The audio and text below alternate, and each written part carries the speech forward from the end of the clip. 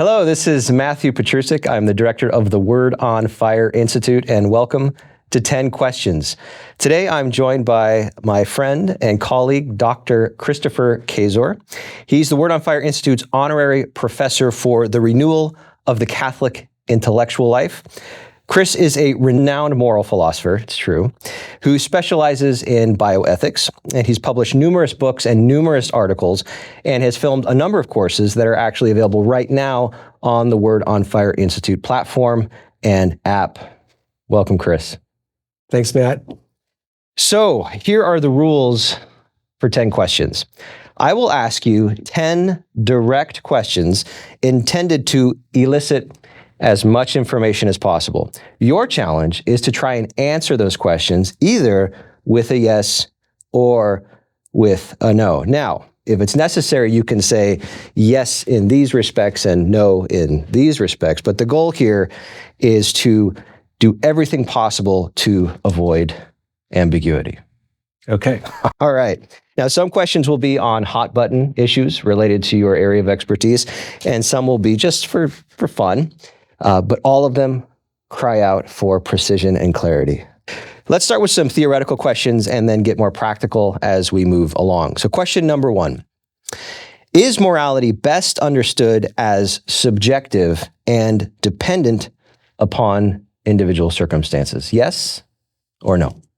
No. And I would say no because the most basic rules of morality are rules that are valid for everyone and don't depend on circumstances, context, or intention. So I'm thinking of basic rules like thou shalt not kill, thou shalt not steal, shalt not commit adultery, thou shalt not bear false witness. These sorts of norms are good regardless of the personal intention. So in other words, you can't murder someone and say, well, my intention was to make the world a better place or to cash in on the insurance money that I'd get from this. Your intentions don't really matter there. On the other hand, there is truth to the idea that we shouldn't judge the subjective culpability of other people. So let's take the case of murder. You can acknowledge and agree that objectively speaking, this is an action that it's intrinsically evil and should never be done, but also recognize that the subjective culpability of the one who kills could vary. So on one extreme, you'd have a hitman doing it in cold blood, calculated, knows exactly what he's doing, etc. On the other hand, you could imagine a child who inadvertently kills someone.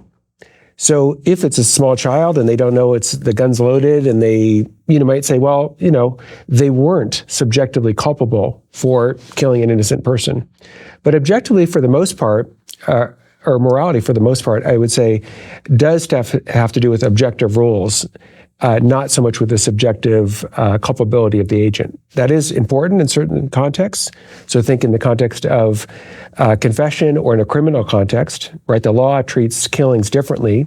Right. If the law views it as first-degree murder intentional versus, say, reckless homicide on the other extreme. But primarily, morality is not about the subjective culpability of the agent. But let me put a little footnote on that. There is one sense in which it is about subjective culpability. And so what I mean by that is, at the end of the day, what really is most important is love. And love, in a way, is something that begins, as it were, within us. Now, it has objective consequences. In other words, if I'm going to be a loving person, that is going to lead to me acting in a certain way, not murdering people, etc. But at the end of the day, the most important virtue is charity. And charity is not something that's externally visible. And so in that sense, morality is subjective. Question number 2. Are faith and reason, including faith and science, truly incompatible? Yes or no? No. Oh, no, all right. Definitely no. Yeah, this idea that there's a fundamental conflict between faith and science is a 19th century invention. All the early scientists, all of them, Protestant scientists like Newton, Catholic scientists like Pascal, all of them recognized that science and faith are not in contradiction. And in fact, science presupposes the orderliness of the universe. And science arose in cultures in which the orderliness of the universe was taken for granted because the universe was seen as the book of nature, written by God. So science gets off the ground because the people doing science believe that nature is orderly. If you had a culture in which you thought nature was just chaotic mess, just stuff happening, you wouldn't even try to do science because you can't do science of just random stuff happening. To undertake science, you have to believe at some level there is an order, there is an intelligibility, and I'm going to investigate that order and investigate that intelligibility to try to understand why things are the way they are. And so all that presupposes a view of nature as orderly. Now, the religious view is holding that supposition, right? Nature is orderly. The book of nature is a book written by God, and God is an intelligent, wise entity. So yeah, I think that some people do claim that science and faith are somehow in this big battle and at odds, but I don't think there's any grounds for holding that. I think the better way to think about it is a reasonable faith and a faithful reason. All right, question number 3. Is being nice really the most important dimension of what it means to be religious? Yes or no? No. And I would say no because to be nice, I think, is another way of talking about being agreeable. So an agreeable person is a person who has a personality trait such that they're inclined to go along with other people's proposals and not dissent from other people's views. And that's fine. That's a personality characteristic, and that's fine to have that. But I don't think that really makes you necessarily a good person, let alone a good religious person. So what does make you a good person? Well, what I would say, what makes you good in a natural sense is having the virtues. The virtues, on my understanding, are perfections of us that make us into a good person. So courageous rather than cowardly, right? Wise rather than foolish, temperate rather than self-indulgent. These virtues are, I think, characteristics that make us into a morally good person. But if you're a person of faith, I'd add 3 other virtues, which are the most important virtues: faith, hope, and love. So those are the ones, at least for Christians, that make them united to God. So you could be a good pagan philosopher and have justice, courage, temperance, practical wisdom. But what makes a person of faith, hope, and love, these theological virtues, is having this gift given by God. And those gifts perfect us and unite us to God in different ways. So as you know, the theological virtues all have to do with God. They're, first of all gifts from God, but also they unite us to God in different ways. So we have faith uniting us with God as the first truth. We have hope uniting us with God as the source of eternal life. And you have charity that unites us to God, making us friends of God. So I'd say to be a good person in a religious sense is to have these virtues to a very high degree. All right, question number 4. My body, my choice. Along these lines, there are many who say that they are personally opposed to abortion, but ultimately maintain that the choice should be left to the woman in consultation with her doctor. So, given that very common position, are there circumstances in which it is morally acceptable or maybe even morally praiseworthy to have an abortion? Yes or no? No. I've looked at this question really extensively, and I think the right way to think about it is to start with what's most evident. So everybody would agree that if someone were to come in to the studio right now and get out a gun and shoot either one of us, that person would do something very seriously wrong. So we have, you might say, basic human rights. And we had these basic human rights 10 years ago, and when we were 10-year-old boys, we had these basic human rights. And if we keep going backwards, almost everyone would agree that as newborn babies, we also had basic human rights, that it would be seriously wrong for someone to kill a newborn baby. The same thing, though, is true prior to birth. There's really no substantial difference between a newborn baby and a baby just 2 minutes before being born. They are really the same individual. They are the same entity. And as you move backwards in pregnancy, there is, again, no substantial difference. So the basic idea that I'm proposing here is that abortion is seriously wrong in all circumstances. And one way to think about it is abortion is wrong for the very same reason that killing you or killing me is wrong. So if I were to kill you or you were to kill me, if we were to lose our lives today, what would happen is we're deprived of all the good things that we would have enjoyed tomorrow, next week, next year, in the future, right? So I'm not going to make new friends. I'm not going to learn new things. I'm not going to be able to see the beauty of the world. I'm going to lose out on all those things in my future if you take my life. The same thing is true of killing a newborn. If you kill a newborn, she is not going to make new friends. She's not going to learn things. She's not going to be able to go to kindergarten. She's going to lose out on all the good things that her life would have. But the same thing is true of killing her prior to birth. So abortion is wrong for the same reason that killing any human being is wrong. When you kill a human being, you deprive him or her of the goods that she otherwise would have had if you had not killed her. Question number 5. There are many people on social media platforms like TikTok making videos celebrating the single life, unmarried, both unmarried and with no children. Are they giving good advice? Yes or no? I would say no. And the reason is not that I think everyone needs to have children. I do think there are certain people that are called to a life of celibacy. They're called to live a life of singular devotion to God in which they do not have a spouse and do not have children.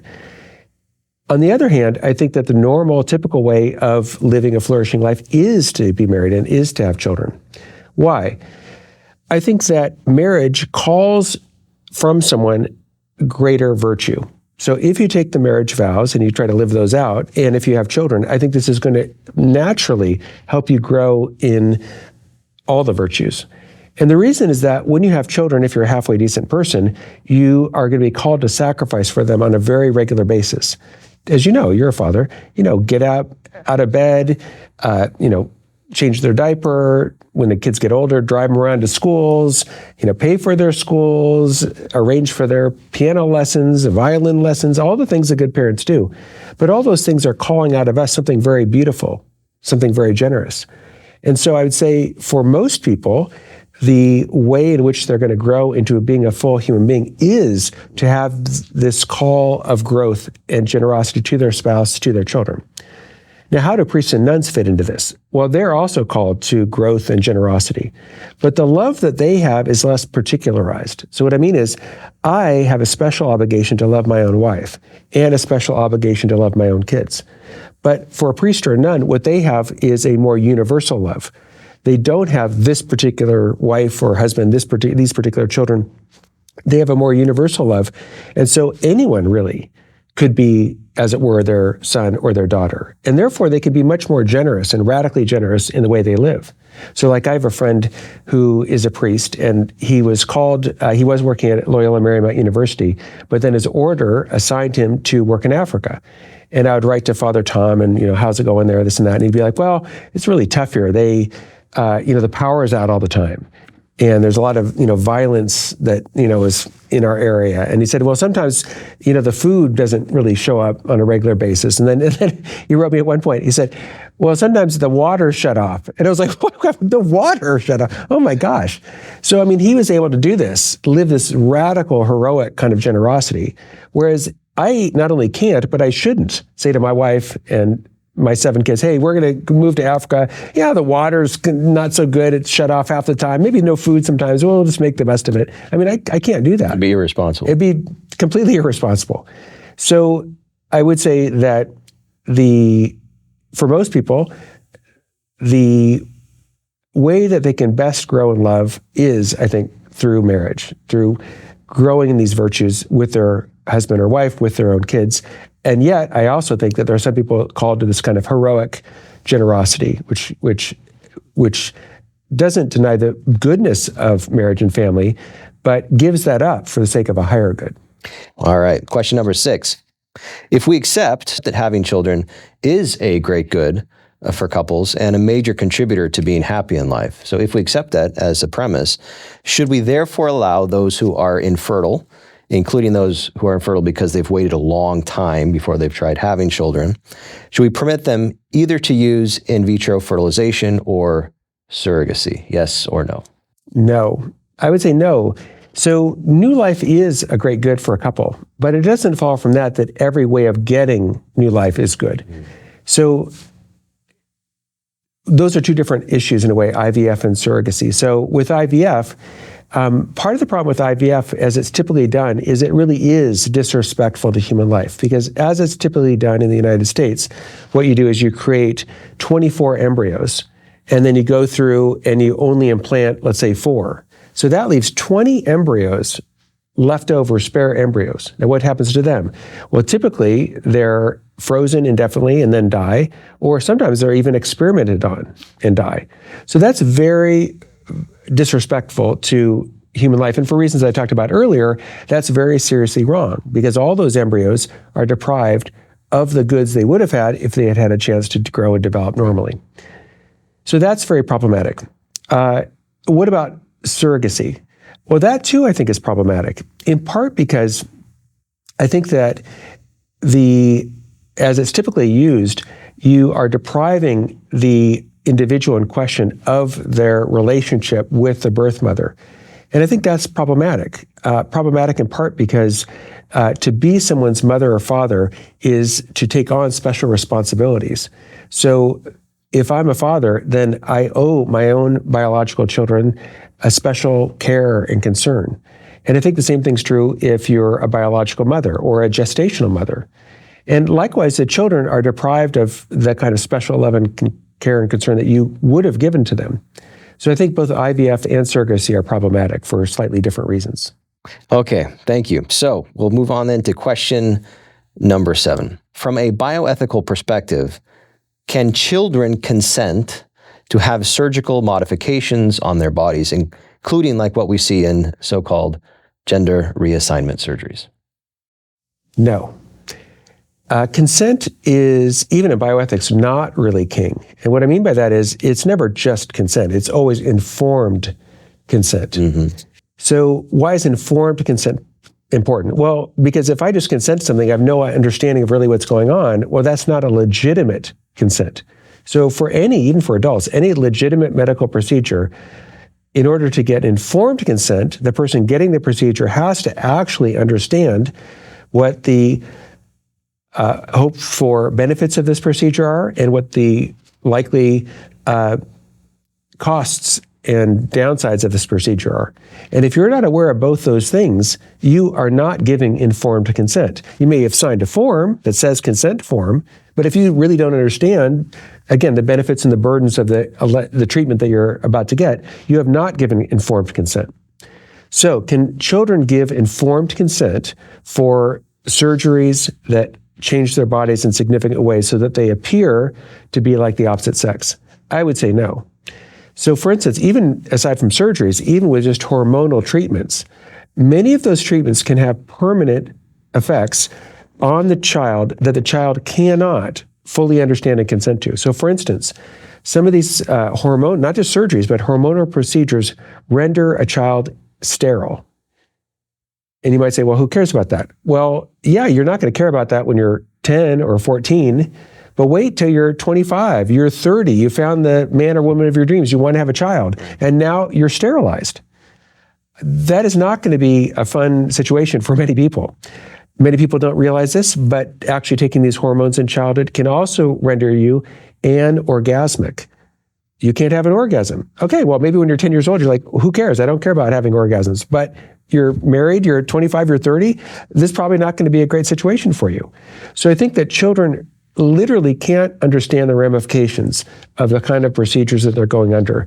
And therefore, I think there is no legitimate way in which they can give informed consent for these procedures. Okay, all right, we're in the home stretch here. You spent decades working in a university. So let me ask you bluntly, has higher education in the U.S. lost its way? Yes or no? Yes, with qualifications. So yes, I think in many ways it has. So you have in many universities a kind of dominant ideology that infringes on students' abilities to say what they think is true and to really actively discuss questions with others.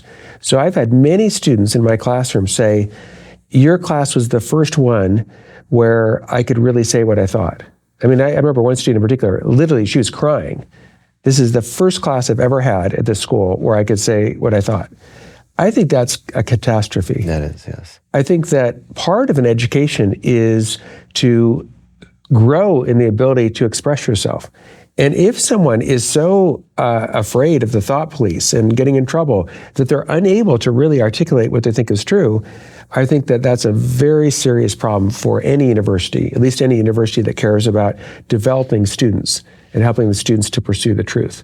And I think this is what a university in part is for. In other words, we don't know what the questions of the next decades are going to be. Right? If we think about the questions that we debate now, we couldn't have foresaw these, 20, 30, 40 years ago. So there'll be new questions. How are we going to be able to answer these questions if we're totally unaccustomed to speaking and talking and debating with each other and trying to figure things out? So we're really hampering these young people in a very, very serious way.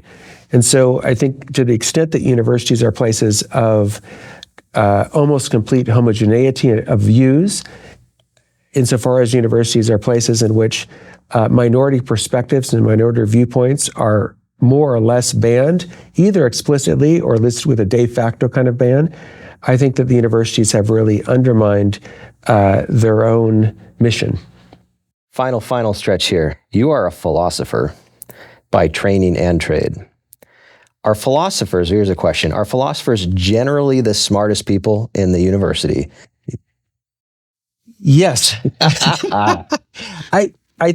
I think they are. I'm sorry. I know that sounds really... That's why I asked this question. Yeah, I know that sounds really, stuffy and stuff. But so I would say if you look at the test scores of people in philosophy, they're consistently among the highest. So I would say that in physics, for example, that the scores of those professors are higher. But what I'd say is generally people in physics don't study the greatest minds that ever existed. So they're really good at physics. But if you say, well, what about epistemology? What about ethics? They haven't read Kant, they haven't read Plato. So I would say that just based on scores, in general, philosophers do have higher scores. But I think the real reason that in general philosophers do better is because they spend so much time studying like literally the greatest minds that ever existed, like Plato, Aristotle, Kant. I mean, these are really, really, really, really bright people. And so I do think that gives them a leg up. I know that sounds very haughty, but... Oh, and I should clarify, I even though I said philosophers, I don't mean me. Oh, of course. Yeah. Okay, question 10. You grew up in Seattle and currently live in Los Angeles. So, Chris, is the West Coast ultimately the best coast? No. What? No. I would say the East Coast is clearly better. The East Coast has Washington, D.C., and Washington, D.C. is the best place in the country to live. This is getting very controversial. I don't know if our viewers can handle this. I know, but I'm going to put it out there. It'll be controversial in my house, too. We've made it to the end of 10 questions. Thank you, Chris, for your clarity and precision. I know that we've had some fun here. We've also talked about some very serious issues as well. But we live in an age of ambiguity, and so that clarity and that precision is a great benefit to all of us. So thank you again, and thank you all for joining us on 10 Questions. We'll see you again next time.